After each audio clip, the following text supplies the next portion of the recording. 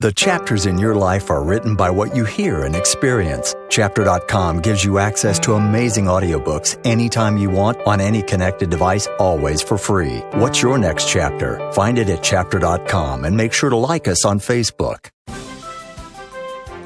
You're listening to The Richest Man in Babylon by George Clason. Copyright 2007 BN Publishing. Online at bnpublishing.com. The Tale of the Man Who Desired Much Gold. Banzer, the chariot builder of Babylon, was thoroughly discouraged. From his seat upon the low wall surrounding his property, he gazed sadly at his simple home and the open workshop in which stood a partially completed chariot. His wife frequently appeared at the open door. Her furtive glances in his direction reminded him that the meal bag was almost empty, and he should be at work finishing the chariot, hammering and hewing, polishing and painting, stretching taut the leather over the wheel rims, preparing it for delivery, so he could collect from his wealthy customer. Nevertheless, his fat, muscular body sat stolidly upon the wall. His slow mind was struggling patiently with a problem for which he could find no answer. The hot, tropical sun, so typical of this valley of the Euphrates, beat down upon him mercilessly. Beads of perspiration formed upon his brow and trickled down unnoticed to lose themselves in the hairy jungle on his chest. Beyond his home towered the high terraced walls surrounding the king's palace. Nearby, cleaving the blue havens, was the painted tower to the Temple of Bel. In the shadow of such grandeur was his simple home and many others far less neat and well cared for. Babylon was like this, a mixture of grandeur and squalor, of dazzling wealth and direst poverty, crowded together without plan or system within the protected walls of the city. Behind him, had he cared to turn and look, the noisy chariots of the rich jostled and crowded aside the sandaled tradesmen as well as the barefooted beggars. Even the rich, in turn, were forced to turn into the gutters to clear the way for the long lines of slave water carriers on the king's business, each carrying a heavy goat skin of water to be poured upon the hanging gardens. Banzer was too engrossed in his own problem to hear or heed the confused hubbub of the busy city. It was the unexpected twanging of the strings from a familiar lyre that aroused him from his reverie. He turned and looked into the sensitive, smiling face of his best friend, Kabi, the musician. "May God bless thee with great liberality, my good friend," began Kabi with an elaborate salute. "Yet it does appear he hath already been so generous thou needest not to labor. I rejoice with thee in thy good fortune. More, I would even share it with thee. Pray, from thy purse, which must be bulging else thou wouldst be busy in yon shop, extract but 2 humble shekels and lend them to me until after the nobleman's feast this night. Thou wilt not miss them, ere they are returned." "If I did have 2 shekels," Banzer responded gloomily, "to no one could I lend them, not even to you, my best of friends, for they would be my fortune, my entire fortune. No one lends his entire fortune, not even to his best friend." "What?" exclaimed Kabi with genuine surprise. "Thou hast not 1 shekel in thy purse, yet sit like a statue upon the wall? Why not complete that chariot? How else canst thou provide for thy noble appetite? 'Tis not like thee, my friend. Where is thy endless energy? Doth something distress thee? Has God brought to thee troubles?" "A torment from God it must be," Banzer agreed. "It began with a dream, a senseless dream, in which I thought I was a man of means. From my belt hung a handsome purse, heavy with coins. There were shekels which I cast with careless freedom to the beggars. There were pieces of silver with which I did buy finery for my wife, and whatever I did desire for myself. There were pieces of gold which made me feel assured of the future and unafraid to spend the silver. A glorious feeling of contentment was within me. You would not have known me for thy hard-working friend, nor wouldst have known my wife. So free from wrinkles was her face and shining with happiness. She was again the smiling maiden of our early married days." "A pleasant dream indeed," commented Kabi. "But why should such pleasant feelings as it aroused turn thee into a glum statue upon the wall?" Banzer: "Why, indeed, because when I awoke and remembered how empty was my purse, a feeling of rebellion swept over me. Let us talk it over together, for, as the sailors do say, we ride in the same boat, we two. As youngsters, we went together to the priest to learn wisdom. As young men, we shared each other's pleasures. As grown men, we have always been close friends. We have been contented subjects of our king. We have been satisfied to work long hours and spend our earnings freely. We have earned much coin in the years that have passed. Yet to know the joys that come from wealth, we must dream about them. Bah! Are we more than dumb sheep? We live in the richest city in all the world. The travelers do say none equals it in wealth. About us is much display of wealth, but of it we ourselves have not.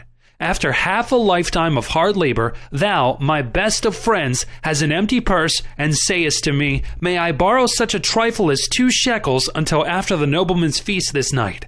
Then what do I reply? Do I say, Here is my purse, its contents will I gladly share?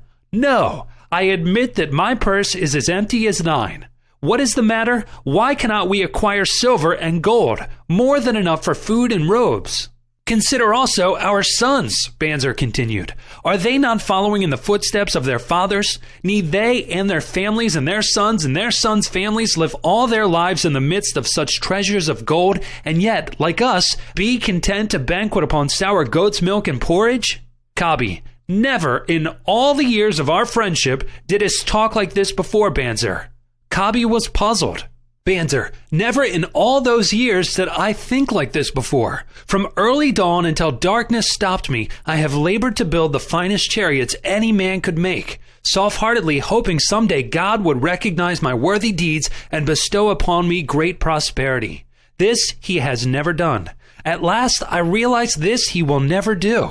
Therefore, my heart is sad. I wish to be a man of means. I wish to own lands and cattle, to have fine robes and coins in my purse. I am willing to work for these things with all the strength in my back, with all the skill in my hands, with all the cunning in my mind. But I wish my labors to be fairly rewarded. What is the matter with us? Again, I ask you, why cannot we have our just share of the good things so plentiful, or those who have the gold with which to buy them? Would I know an answer? Kabi replied. No better than thou am I satisfied. My earnings from my lyre are quickly gone. Often must I plan and scheme that my family be not hungry. Also, within my breast is a deep longing for a lyre large enough that it may truly sing the strains of music that do surge through my mind. With such an instrument could I make music finer than even the king has heard before. Banzer, such a lyre thou shouldst have. No man in all Babylon could make it sing more sweetly, could make it sing so sweetly, not only the king, but God himself would be delighted. But how mayest thou secure it while we both of us are as poor as the king's slaves? Listen to the bell. Here they come. He pointed to the column of half-naked, sweating water-bearers plodding laboriously up the narrow street from the river. 5 abreast they marched, each bent under a heavy goatskin of water. Kabi, a fine figure of a man, he who doth lead them. Kabi indicated the wearer of the bell who marched in front without a load. A prominent man in his own country, 'tis easy to see. There are many good figures in the line, Banzer agreed, as good men as we. Tall, blond men from the north, laughing black men from the south, little brown men from the nearer countries, all marching together from the river to the gardens, back and forth, day after day, year after year. Naught of happiness to look forward to. Beds of straw upon which to sleep, hard grain porridge to eat. Pity the poor brutes, Kabi. Kabi, pity them I do. Yet thou dost make me see how little better off we are, free men though we call ourselves. Banzer, that is truth, Kabi, unpleasant thought though it be. We do not wish to go on year after year living slavish lives, working, getting nowhere. Might we find out how others acquire gold and do as they do? Kabi inquired. Perhaps there is some secret we might learn if we but sought from those who knew, replied Banzer thoughtfully. This very day, suggested Kabi, I did pass our old friend, Arkad, riding in his golden chariot. This I will say, he did not look over my humble head as many in his station might consider his right. Instead, he did wave his hand that all onlookers might see him, pay greetings, and bestow his smile of friendship on his friend Kabi, the musician. He is claimed to be the richest man in all Babylon, Banzer mused. So rich, the king is said to seek his golden aid in affairs of the treasury, Kabi replied. So rich, Banzer interrupted, I fear if I should meet him in the darkness of the night, I should lay my hands upon his fat wallet. Nonsense, reproved Kabi. A man's wealth is not in the purse he carries. A fat purse quickly empties if there be no golden stream to refill it. Arcad has an income that constantly keeps his purse full, no matter how liberally he spends. Income, that is the thing, ejaculated Banzer. I wish an income that will keep flowing into my purse whether I sit upon the wall or travel to far lands. Arcad must know how a man can make an income for himself.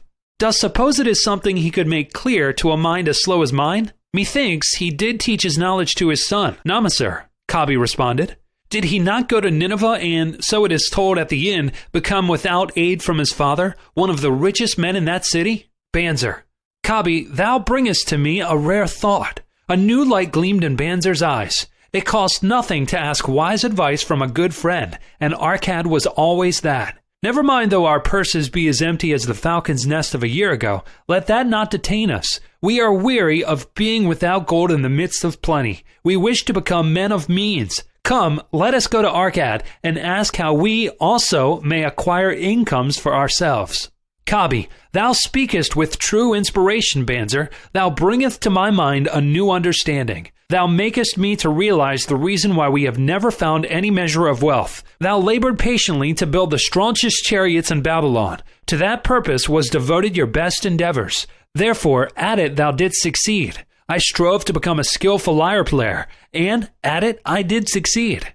Kabi, in those things toward which we exerted our best endeavors we succeeded. God was content to let us continue thus. Now, at last, we see a light bright like that from the rising sun. It biddeth us to learn more that we may prosper more. 'Tis the wisest thing we have ever done. With a new understanding, we shall find honorable ways to accomplish our desires. Banzer, let us go to Arcad this very day, Banzer urged. Also, let us ask other friends of our boyhood days who have fared no better than ourselves to join us that they, too, may share in his wisdom. Kabi, thou wert ever thus thoughtful of thy friends, Banzer. Therefore hast thou many friends. It shall be as thou sayest. We go this day and take them with us. Listening to great authors can influence how you experience the world around you. Chapter puts amazing audiobooks from the greatest authors at your fingertips, anytime and always for free. What's your next chapter? Find it on Chapter. And please give us your feedback and opinions as we grow our services.